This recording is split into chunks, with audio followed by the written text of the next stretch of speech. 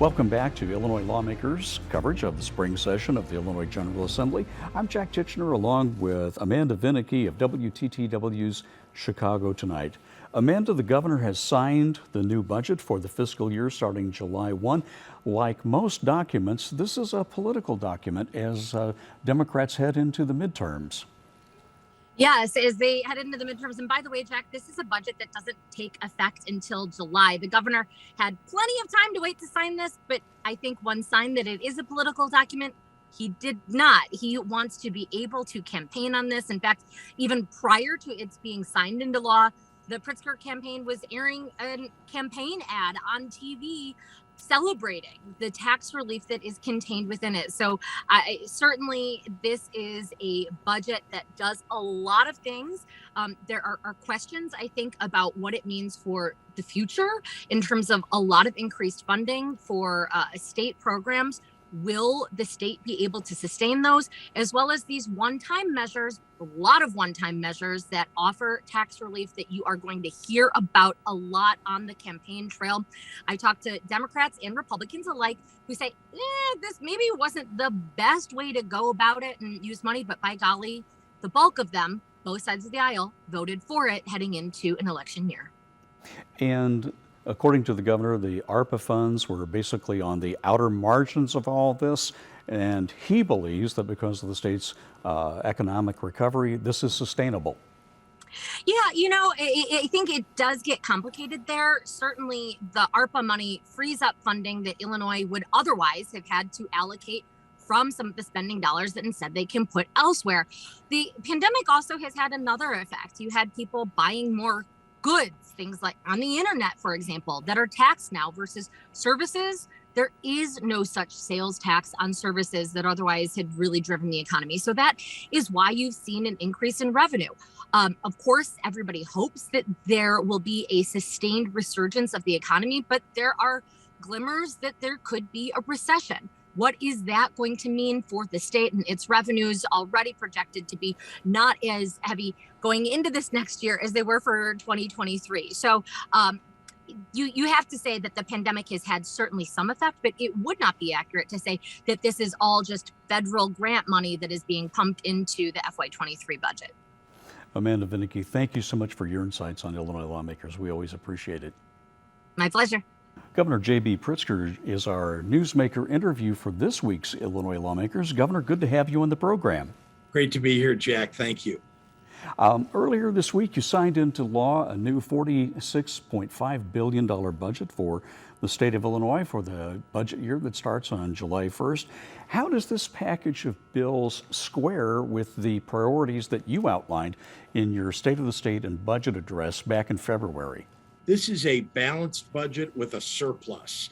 This is not only that, but also an opportunity for us to provide tax relief to families all across the state, grocery, gas, property tax relief, as well as direct support for families who will receive a check during the rest of this year. So it really has accomplished quite a lot in that regard. Let me also point out that Illinois' finances have really come along nicely during my term. We've been able to balance the budget now for the fourth year in a row, and we've received two credit upgrades during that period. I'm hopeful for more. But it means that we're paying a lower interest rate for borrowing that we've done in the past and may do in the future. And it's great for sending a signal to business that Illinois has its act together and that we're growing. At one point, we had something like $17 billion in overdue bills. Now we're back within the 30-day window, which is basically accounts receivable. That's correct. In fact, we're paying our bills within 15 days now. There is no more bill backlog. We used to talk about that like it hung over our heads every day, like the sword of Damocles. We now are a state that pays its bills on time. Not only that, but we paid some medium and long-term debt off. For example, $900 million in group health insurance that hadn't been paid for many, many years, a burden that had fallen on the backs of really middle-class families. And then we also paid an additional amount into our pensions, $500 million more than is required by law. That reduces the liability to our children, to us, going forward by $2 billion almost. And then don't forget, we put $1 billion into our rainy day fund. Our rainy day fund has never seen that much in it. And it means that if we ever run into significant challenges in the future, we have something to rely upon in our rainy day fund. We went from having almost nothing in it. I'm talking about less than 15 minutes of cash to pay bills for the state of Illinois, to now having $1 billion. That's really a big leap forward. And I think people see what we've done as a very responsible way to operate the state. How much of this budget, Governor, is predicated on the federal American Rescue Act? None. What I mean to say is that the federal ARPA that was delivered to the state is a completely separate endeavor than the budget. This budget relies upon the regular revenues that normally come to the state: corporate income tax, individual income tax, sales tax, et cetera. And so, we've had a very good, strong recovery in Illinois of our economy, and that's brought a strong recovery of revenues for the state. But we know that the economy isn't always going to grow at, almost 6% like it did last year. So we've estimated for the coming budget and the coming year a reduction of revenues to the state, and therefore a reduction of spending in the state, including, obviously, if we have more revenue, we'll pay more of our bills that we may have, our long-term debt now, because we paid most of our short-term debt off. But we've taken into account that the economy won't always be as strong as it is. But the federal ARPA dollars are a separate matter, and they're used for extraordinary one-time expenditures that are, to a large degree, a result of the COVID-19 pandemic. The new budget also targets something like $2.7 billion in terms of the state's unemployment insurance fund. I believe that's somewhere in the tune of about $4.5 billion in being underwater. Republicans basically said in the last couple of weeks that, well, it's great that there's some money going to that, but not fully funding that trust fund puts employers at risk of having higher taxes on them, as well as benefit cuts for the unemployed. Well, let me remind you that the normal process for our UI trust fund, our unemployment insurance trust fund, is a closed process in which we use, a process of bringing together labor and management outside of the legislature itself to come up with a plan, an agreed upon plan. And this is called an agreed bill process. That's the way this has always happened if ever there has been a deficit in our UI trust fund. That is, in fact, what's been going on this process. So in an unprecedented way, we took $2.7 billion from ARPA, more as a percentage of our UI deficit than any other state in the Midwest. And we put it in to make it the process of the agreed bill easier. That has been appreciated by labor and management, and they're still at the table working out any differences they have about how to deal with the remaining part of the deficit. But it is $2.7 billion to put it into the UI trust fund is really a very responsible, fiscally responsible way to help get over the challenges. We had almost 1 million people that were out of work at one time or another during the pandemic, and we're collecting unemployment. So this has never happened before. That's why we did something that's never happened before, and that's to provide that $2.7 billion. Back to the budget priorities, one of the things that you concentrated on was trying to restore funding to social services agencies like Department of Human Services, Department of Children and Family Services. A lot of those agencies had been hollowed out in recent decades, and hundreds of thousands of people actually fell off of the roles for relief. That's right. And, we've been working. I mean, I've been in office now 3.5 years almost. And when I came into office, as you mentioned, state government had been hollowed out. And that meant that people who had developmental disabilities weren't getting the services that they should get, that people who need healthcare weren't able to get it, that many people who rely upon investment from state government in order to help build their communities weren't able to get the help they need. Don't forget that prior to my coming into office, because the state suffered 8 credit downgrades under the prior governor, 2 years without a budget, we also had our universities suffering credit downgrades because the state wasn't funding universities. We've reversed all of that. We now are providing 50% more money for kids who want to go to college, adults who want to go to college, to everybody that is applying that's eligible for a MAP grant in the state of Illinois now will get one. We won't run out of the dollars necessary as a result of the appropriation that we made to that program. And then we've increased the funding for universities. So that's just one area, but one of many in which we're just rebuilding, getting back to where we ought to be.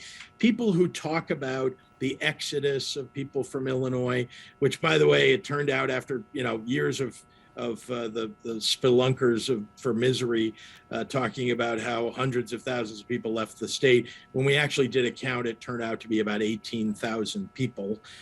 That's still something we want to rather build population than lose it. But one of the biggest populations of people who were out migrating from the state were our young people who were leaving to go to college elsewhere because they couldn't afford to go to college in Illinois because we weren't providing enough funding, scholarship funding for them. So I'm very proud of this budget. I really do think we've rebuilt a lot of areas, including, as you say, the social services that people rely upon. So I'm happy. And don't forget that we did all this through a deadly global pandemic. And that has, sapped all of the energy of state government to try to deal with mitigating the health damage that it's done, the financial damage that the pandemic has done, and yet still we've been able to very responsibly manage our budget and invest in the things that I think are most important in government. We've got about a half a minute to go, Governor. I wanted to ask you about COVID, the situation with the mask mandates. Looks like that's been pretty much overturned at this point. Well, the federal government is now seeking to have an appeal of the ruling that came in that struck down their mask mandates on public transit, on airlines, et cetera. And so I understand why they're appealing.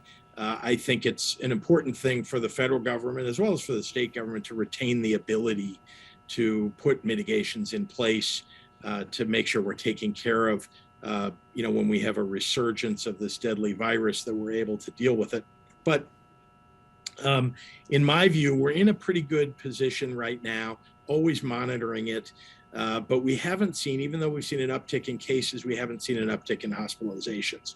But we're watching it closely. Honestly, I wake up every morning and I look at on my iPad the dashboard that tells me what's happened in the last 24 hours so that we can react to it and make sure we keep our people safe. As a result of the work that we did, Jack, over the last couple of years, really thousands of lives have been saved, and I'm very proud of that. And mostly that is due to the people of Illinois doing the right thing. We provided the information to them. We put in mitigations wherever we needed to, but it's really the reaction of people doing the right thing that has resulted in saving so many lives.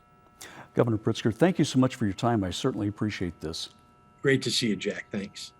Democratic Senate Majority Caucus Whip Omar Aquino of Chicago is our next guest on Illinois Lawmakers. Great to have you on the program, sir. Thanks for having me, Jack. One of the Democrats' key agenda points had to do with tax relief for families in the form of an earned income tax credit. First of all, explain to our audience what an earned income tax credit is.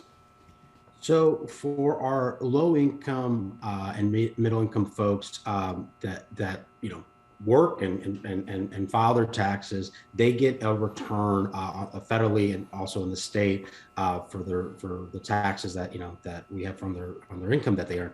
And so what we've been doing, which has been a multi-year effort, that I think I've been sponsoring this iteration of this bill for the last 3 years, is trying to make sure that we're expanding that pool, not only expanding it by adding folks into it, so 18 to 24-year-olds, 65 and over folks, and also ITIN filers. So for our refugee and immigrant population that file their income taxes through ITIN also would be eligible. In addition to that, we increased it from 18% to 20%. And so this has been something that we have done, and with a coalition of folks that have been supportive of this. Myself and Representative Kara Ammons were the ones that led this fight, both in the House and the Senate. And thankfully this year we were able to add this into the budget, and along with the other relief that you mentioned that we've provided to our constituents in the state of Illinois. So how does this translate into actual money back into people's pocketbooks as this process plays itself out?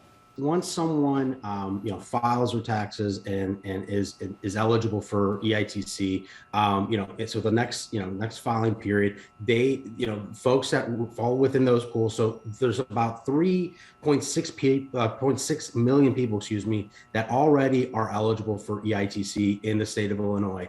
So what those folks are going to see is a 2% more money back to them the next time around. And then you have another additional 1.6 million households, actually 1.2 million rather, new folks that are going to be added into that pool of getting money back. And look, this is going to have an impact in the state and local economies to a tune of about $1 billion, because those same folks that get their money back that they've earned spend those dollars. They're not putting away that money in some sort of trust fund or whatnot. They're directly utilizing those dollars to pay for a number of different things that you mentioned that we're seeing higher gas prices with inflation. A lot of other goods and services are increasing, including childcare, grocery store prices and so forth. And so this is basically anyone that that works, that's eligible to get the ITC will see that expansion,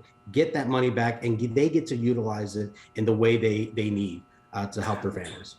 Well, you mentioned that this is roughly $1 billion back into the local economies, and there's an old saw among economic development folks that for every dollar you plug into a local economy, it turns over 5, 6, 7 times before it actually leaves. So there's a multiplier effect.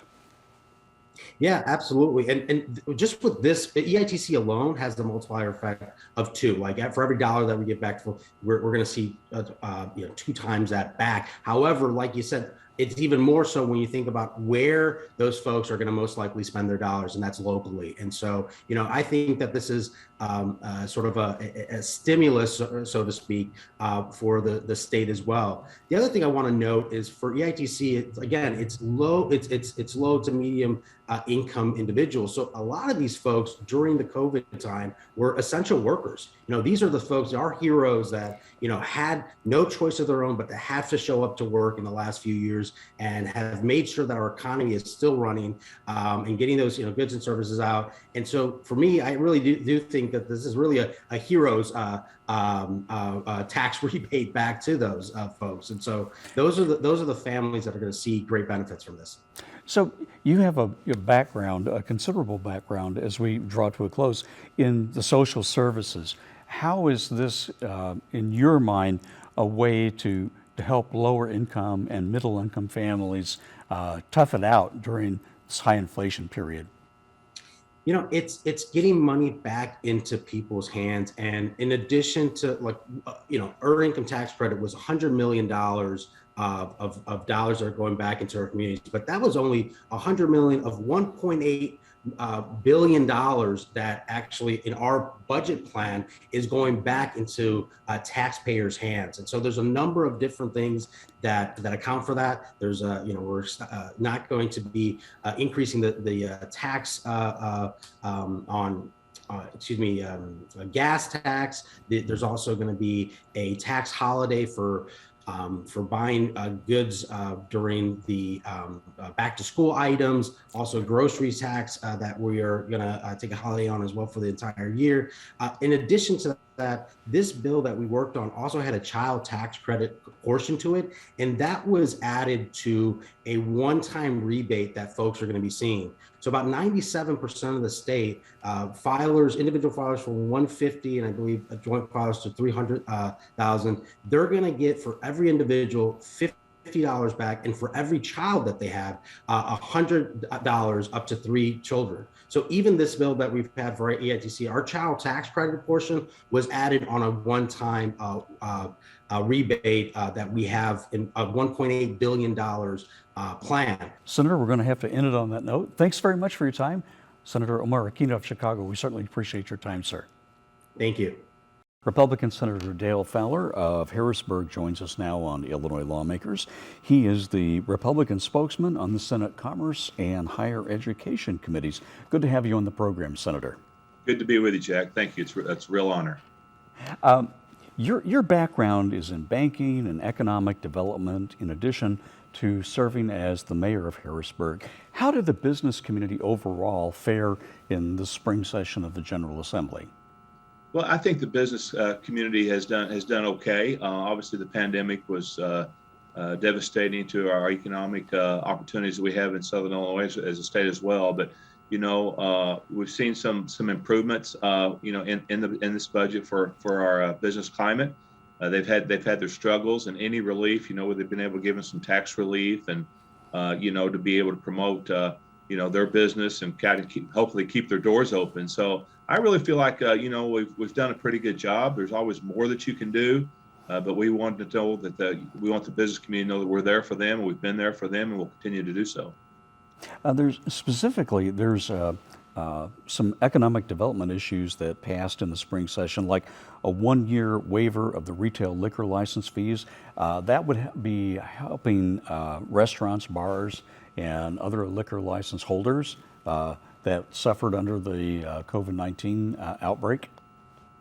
Yes, any relief that we can give our business communities is beneficial. So yes, that's one, and there's others as well. And we just, that we know they've gone through tough times, and we just want to give them all advantages they can to continue to prosper and get their doors are back open now, and we want to give them the support that they've earned. As a former mayor, there's a permanent increase in the state's revenue sharing program that would pump an additional $25 million or so in funding to local units of government through the local distributive fund. Yes, absolutely. There was increased a fraction. It wasn't to the degree that we hoped for. Originally, when this was established, our local communities were to get 10%, and has actually had been dropped. I forget exactly what year that was, but it was dropped to just a little over 6%. And then now it's been increased by another 0.1%. So it's not to the level that we wanted to get it to, but it is an increase. It could have been substantially more. All of our communities will be able to benefit from this with some form of an increase, but it could have been much more. So this, any improvement's a good improvement, but we were advocating for additional funding to get back up to that 10% level.